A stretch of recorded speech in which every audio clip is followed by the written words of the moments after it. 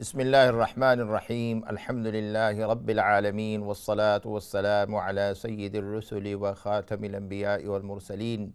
وإمام المتقين سيدنا ونبينا وهادينا ومرشدنا ومولانا محمد وعلى آله الطيبين الطاهرين وعلى أصحابه البررة الكرام رضوان الله تعالى عنهم أجمعين وعنا معهم بفضله وجوده وكرمه فإنه أكرم الأكرمين أما بعد السلام علیکم ورحمۃ اللہ وبرکاتہ۔ میرے واجب الاحترام بزرگوں، عزیز ساتھیوں، نوجوان بچوں اور میری محترم معزز مکرم ماؤں، بہنوں اور بچیوں، آج کے اس دین و دنیا کی سیشن میں آپ کو خوش آمدید کہتا ہوں اور دعا کرتا ہوں کہ اللہ تعالیٰ جو کچھ ہم کہیں اس پر ہمیں، سب سے پہلے مجھ کو، پھر تمام سامعین کو، سننے والوں کو اس پر عمل کرنے کی توفیق عطا فرمائے۔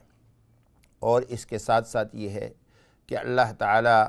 ہمیں یہ بات اس نیت سے کہنے کی اور سننے کی توفیق عطا فرمائے کہ ہم اخلاص کے ساتھ اس پر عمل کریں اور دوسروں تک پہنچائیں، اور اللہ تعالیٰ ہمیں ان ایام مبارکہ میں زیادہ سے زیادہ نیک اعمال کرنے کی توفیق عطا فرمائیں۔ میرے عزیزان محترم اور میرے بھائیوں اور میری بہنوں اور میری بچیوں، الحمدللہ دین اللہ تعالیٰ کی بہت بڑی نعمت ہے، اور دین کے ساتھ اللہ تعالیٰ دنیا میں بھی ہم پر انتہائی انعامات کی بارش فرماتے ہیں۔ ہمیں اللہ تعالیٰ نے ایمان نصیب کیا، اپنے ذات کا تعارف نصیب کیا، اپنے نبی صلی اللہ علیہ وسلم کا تعارف نصیب کیا، دوسرے انبیاء علیہم الصلاۃ والتسلیم کا تعارف نصیب کیا، دین ہمیں سکھایا، اور اللہ تعالیٰ نے ہمیں اپنی پاکیزہ مقدس کتاب عطا کی۔ یہ سب اللہ تعالیٰ کی نعمتیں ہیں۔ اللہ تعالیٰ ہمیں ایمان پر ثابت قدمی نصیب فرمائے اور اخلاص کے ساتھ دین پر عمل کرنے کی توفیق عطا فرمائے۔ میرے عزیزان محترم، ہر چیز میں اخلاص انتہائی اہم ہوتا ہے۔ اخلاص کے بغیر کوئی کام بھی انسان کرے، خواہ وہ کسی قسم کا کام ہو اور دینی مقصد کے لیے ہو اور ثواب کی نیت سے ہو، اگر اخلاص نہ ہو تو اس کام کا کوئی وزن نہیں ہوتا، اس عمل میں جان نہیں ہوتی۔ اس لیے اخلاص شرط ہے، اور اخلاص تبھی آتا ہے جب انسان نیت کرتا ہے، اس لیے کہ رسول اللہ صلی اللہ علیہ وسلم نے ارشاد فرمایا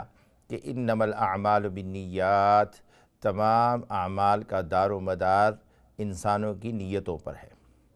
تو نیت کو کسی کام کے شروع کرنے سے پہلے فرمایا کہ تم اپنی نیت کو دیکھا کرو، نیت کو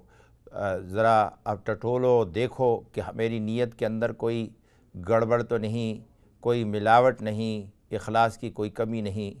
اس لیے فرمایا کہ نیت اللہ کے لیے مخلصانہ نیت کریں ہر کام سے پہلے، اور پھر درمیان میں انسان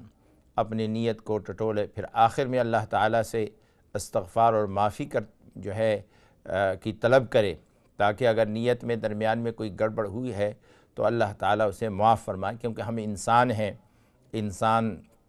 خطاؤں کا پتلا ہے، لغزشیں اور خطائیں ہوتی رہتی ہیں، تو اللہ تعالیٰ ہماری اپنی جتنی نقائص ہے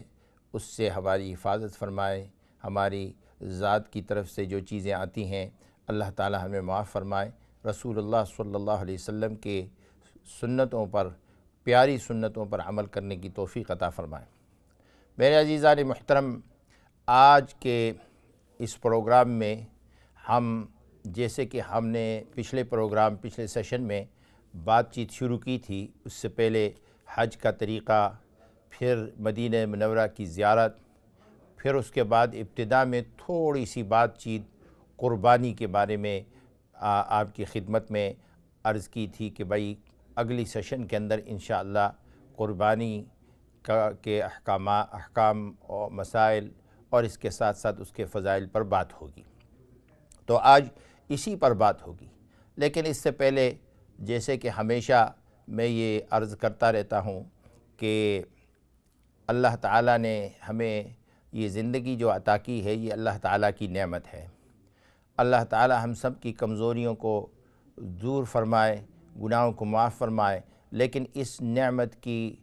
قدر کرنی چاہیے، اس نعمت کی اللہ تعالیٰ کی اس نعمتوں پر اللہ تعالیٰ کا شکر ادا کرنا چاہیے، اس لیے کہ وہ بالشکر تدوم النعم،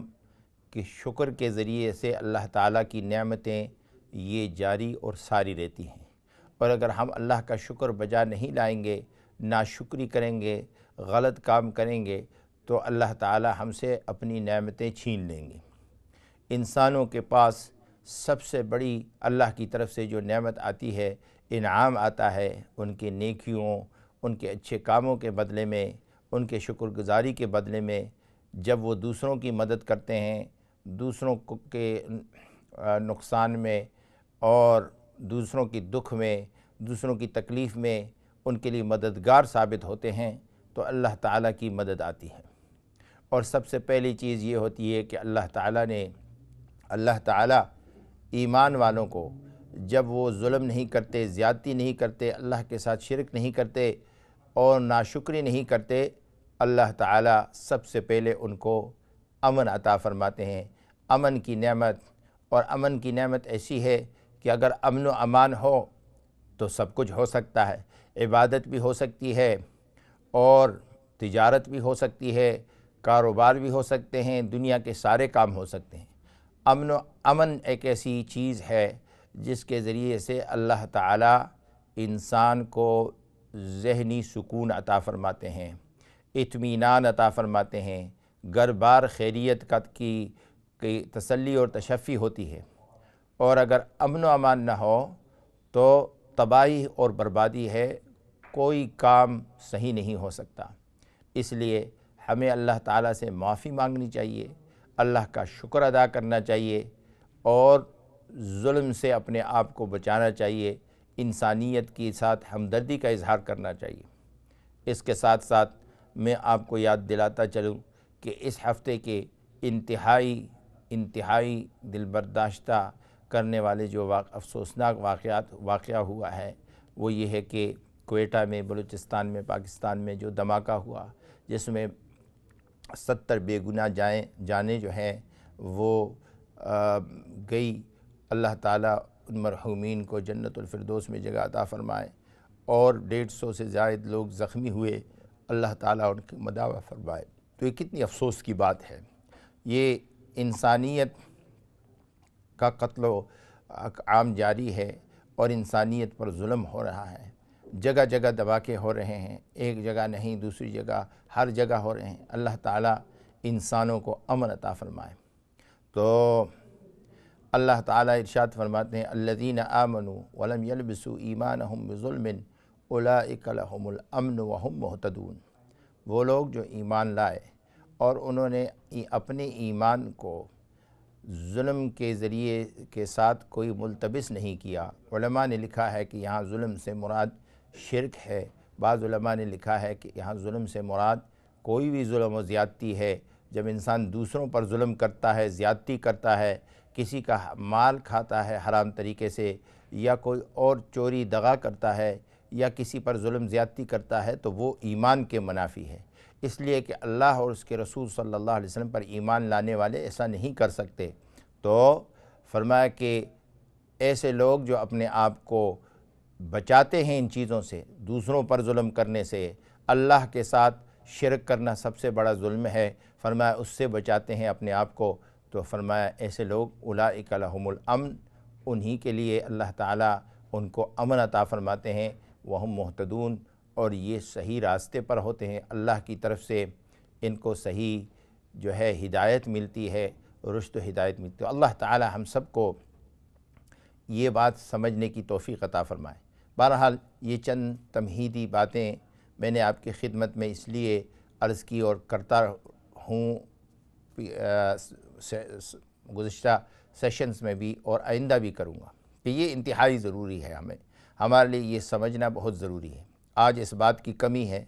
کہ ہم جو ارد گرد کے احوال ہیں، کرنٹ افیئرز جس کو کہتے ہیں، جو حالات حاضرہ ہیں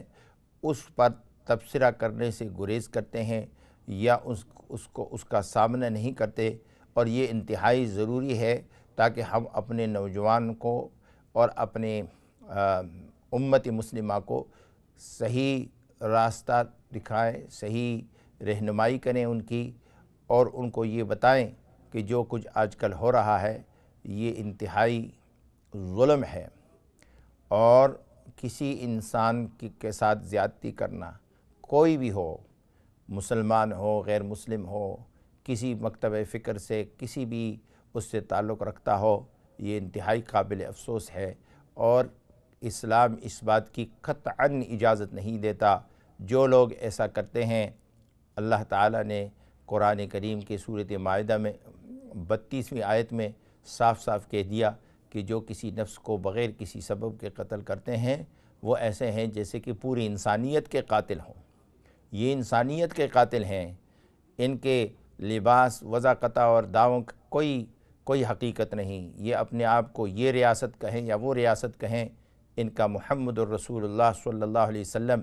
کی ریاست، آپ کے فرمان، آپ کے ارشادات سے ذرا بر کا بھی تعلق نہیں ہو سکتا۔ آپ صلی اللہ علیہ وسلم کا میثاق اور عہد اہل مدینہ کے ساتھ آج بھی موجود ہے الحمدللہ، جس میں آپ نے ہر ایک انسان کو آزادی مذہب اور ان کے مذاہب، مقامات مقدسہ، ان کی عبادت، ان کی جان و مال، ان کے بیوی بچوں کی تحفظ کی اس طرح ضمانت دی کہ اگر کوئی اس زمان کو، اس گارنٹی کو، اس ارشاد کو اور فرمان کو توڑے گا تو آپ نے فرمایا کہ میں محمد اللہ کا رسول صلی اللہ علیہ وسلم قیامت کے دن میں اس کے خلاف دعویٰ کروں گا اللہ کی دربار میں۔ تو ایسے لوگ یہ تو اللہ کے دشمن ہوئے، کیونکہ قیامت کے دن اللہ کے رسول کے دشمن ہوئے، قیامت کے دن اللہ کے نبی صلی اللہ علیہ وسلم ان لوگوں کے خلاف دعوے دار ہوں گے۔ تو میرے عزیزان محترم، اللہ تعالی ہمیں یہ بات سمجھنے کی توفیق عطا فرمائے۔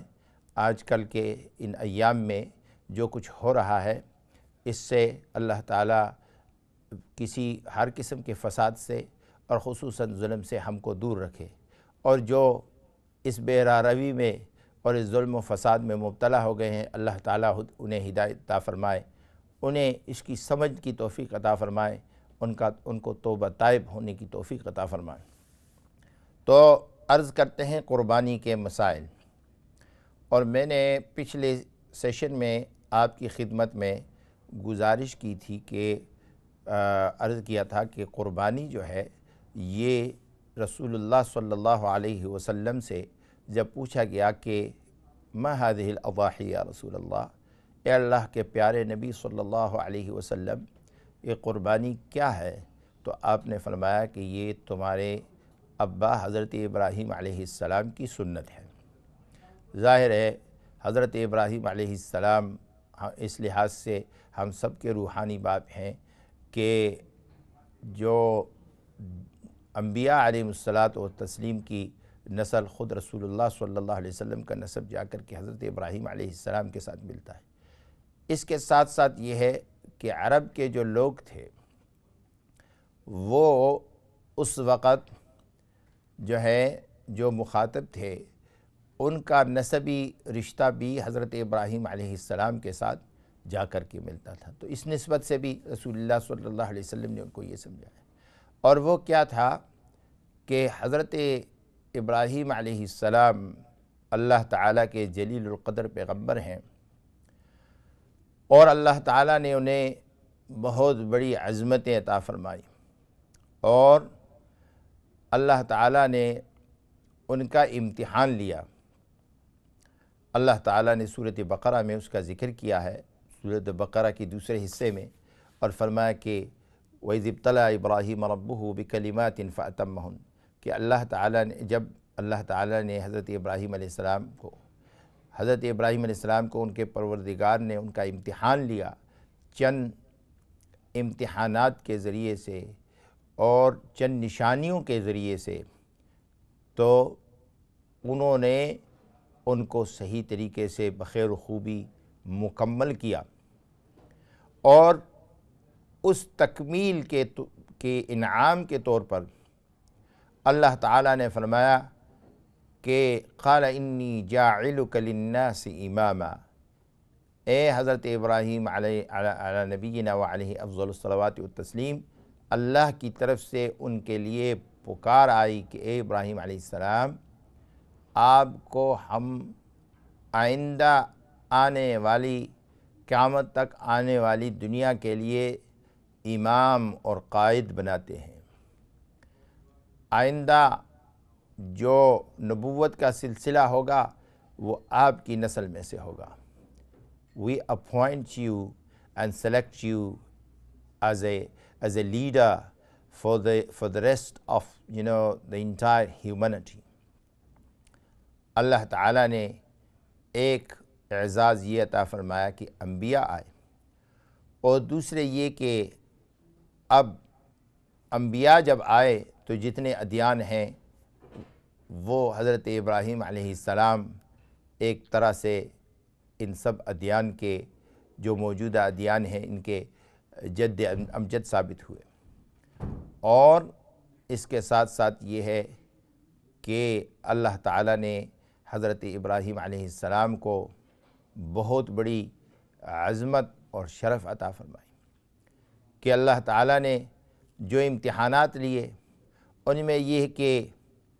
ایک تو گھر سے نکالے گئے، والد کے ساتھ جھگڑا آیا اور آگ میں ڈالے گئے، اور اس کے بعد کئی اور سنتیں مفسرین نے کئی اور امتحانات بھی، مثال کے طور پر ختنے کا ذکر ہوتا ہے۔ اس کے بعد آگے چل کر کے مکہ مکرمہ میں وہاں بیابان ویران جگہ پر اللہ تعالیٰ نے اپنی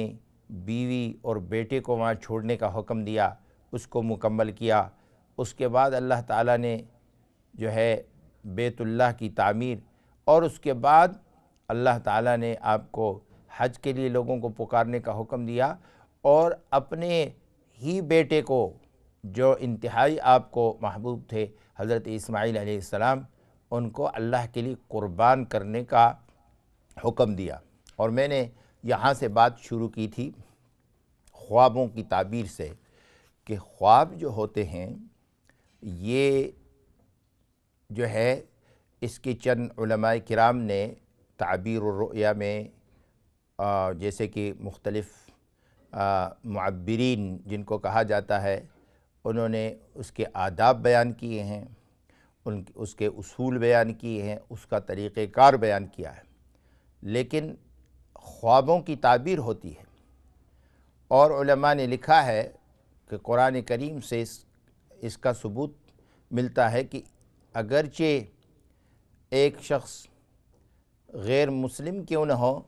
اس کے خواب بھی سچے ہوتے ہیں۔ مثال کے طور پر بادشاہ مصر نے جو خواب دیکھا تھا، قرآن کریم میں اس کا واقعہ ہے۔ بعض لوگ کہتے ہیں کہ یہ خواب ویسے ہی ہے جی اور اس کی کوئی حقیقت نہیں ہوتی، یہ بالکل غلط کہتے ہیں۔ قرآن کریم سے، احادیث رسول اللہ صلی اللہ علیہ وسلم سے یہ بات معلوم ہوتی ہے کہ خواب جو ہے وہ اکثر و بیشتر سچے ہوتے ہیں، اور اس کی تعبیر ہوتی ہے، اس کے معانی ہوتے ہیں۔ لیکن یہ ہے کہ شریعت کی ظاہری کے اعتبار سے عام انسانوں کے خواب یہ حجت نہیں ہو سکتے۔ صرف انبیاء علیہم الصلوات والتسلیم کے خواب بلا شک وہی ہوتے ہیں، جیسے کہ قرآن سے ہمیں پتہ چلا کہ حضرت ابراہیم علیہ السلام نے کو اللہ تعالیٰ نے خواب میں یہ حکم دیا کہ جیسے وہ خود فرمانے کہ انی اری فی المنام انی اذبحک، اپنے بیٹے کو صاحبزادے کو کہہ رہے ہیں کہ میں خواب میں دیکھ رہا ہوں کہ میں آپ کو اللہ کے لیے قربان کر رہا ہوں۔ تو حضرت اسماعیل علیہ السلام بھی پیغمبر تھے اللہ تعالیٰ کے، اور اللہ تعالیٰ کے پیغمبر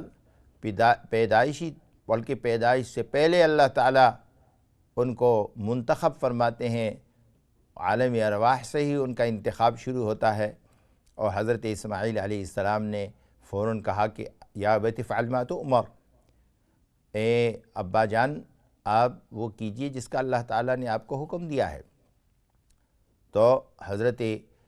اسماعیل علیہ السلام کو اللہ تعالیٰ کے حکم پر جب وہ حضرت ابراہیم علیہ السلام قربان کرنے لگے تو اللہ تعالیٰ نے اس مثالی یا عملی اطاعت کے اس فرمان برداری کے مثالی نمونے کو فرماتے ہیں کہ اس وقت تمام فرشتوں کو دیکھنے لیے کہا کہ دیکھو، اور اپنے آنکھوں کو باندھ لیا کہ کہیں ایسا نہ ہو کہ شفقت پدری کی وجہ سے میں کہیں اس عمل میں اللہ کے حکم میں کوتاہی کر سکوں۔ لیکن اللہ تعالیٰ نے اس حضرت اسماعیل علیہ السلام کی جگہ پر ایک جو ہے جنت سے ایک مینڈے کو بھیجا اور اس کو جو ہے قربان کیا گیا حضرت اسماعیل علیہ السلام کے بدلے۔ اور اس طرح اللہ تعالیٰ نے انسانیت پر رحم فرمایا اور انسانوں کی قربانی کے بجائے جانوروں کی قربانی اللہ تعالیٰ نے یہ حضرت ابراہیم علیہ السلام کے سنت کے ذریعے سے اور جو ہے حضرت ابراہیم علیہ السلام کے ذریعے سے اللہ تعالیٰ نے انسانوں میں اس قربانی اور اللہ تعالیٰ کی اس حضرت ابراہیم علیہ السلام کی مثالی اطاعت کو جاری رکھنے کے لیے قربانی کا سلسلہ شروع فرمایا۔ تو یہ اصل میں ایک عملی نمونہ تھا۔ تو میں یہ عرض کر رہا تھا کہ تو خوابوں کی جو تعبیر ہوتی ہے وہ اس کے معنی ہوتے ہیں، اور علماء نے اس میں بڑی بڑی کتابیں لکھی ہیں۔ امام ابن سیرین رحمہ اللہ تعالی اپنے زمانے کے بہت بڑے معبر تھے جو ہر قسم کی خوابوں کی تعبیر بیان کیا کرتے تھے۔ تو ان کے کئی واقعات ہیں، اور اسی طرح اس کے بعد کے آنے والے ائمہ معبرین میں شیخ عبدالغنی النابلسی رحمہ اللہ تعالی، اس کے علاوہ دوسرے ائمہ اعلام جنہوں نے خود رسول اللہ صلی اللہ علیہ وسلم سے صحابہ کرام سے خوابوں کی تعبیر ثابت ہوئی ہے۔ قرآن کریم میں اللہ تعالیٰ نے خوابوں کی تعبیر کا ذکر کیا، اور یہ ایک ایسا ملکہ ہے کہ اللہ تعالیٰ جو ہے بعض لوگوں کو عطا فرماتے ہیں جن کو اس بارے میں شوق و شغف ہو۔ تو حضرت یوسف علیہ السلام کو اللہ تعالیٰ نے جو ہے یہ علم عطا کیا تھا، اور آپ خود اللہ تعالیٰ کے پیغمبر بھی تھے۔ تو بہرحال یہ میں نے چند گزارشات کی، اور ابھی چونکہ ہم بریک کی طرف جا رہے ہیں تو اس لیے آپ سب سے گزارش ہے کہ ہمارے ساتھ رہیں۔ انشاءاللہ بریک کے بعد اگلے حصے میں اسی گفتگو کو جاری رکھیں گے۔ لیکن یہ ہے کہ اگر آپ کا کوئی سوال ہو یا خواب کی تعبیر یا کوئی اور گزارشات یا فیڈ بیک ہمیں دینا چاہتے ہیں،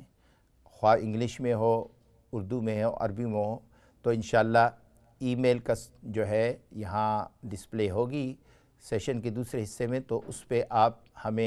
ہمارے ساتھ کمیونیکیشن کر سکتے ہیں، ہمیں ای میل کر سکتے ہیں، جس کا انشاءاللہ اگلے سیشن میں یعنی بعد والے سیشن میں ہم جواب بھی دیں گے، اس پر گفتگو بھی کریں گے، اور جو آپ کی معروضات ہوں گی انشاءاللہ ہم ان کو اپنے پروگرام کا حصہ بنائیں گے۔ اللہ تعالیٰ جو کچھ کہا سنا اس پر عمل کرنے کی توفیق عطا فرمائے، اور انشاءاللہ ہمارے ساتھ رہیے تاکہ قربانی کے مسائل اور فضیلتوں کے بارے میں جو ہم عرض کر رہے ہیں، جو گفتگو کر رہے ہیں، اس کا بقیہ حصہ انشاءاللہ باقی جو اگلے سیشن کا جو اگلا حصہ ہے اس میں انشاءاللہ اس پر گفتگو کریں گے۔ السلام علیکم ورحمۃ اللہ وبرکاتہ۔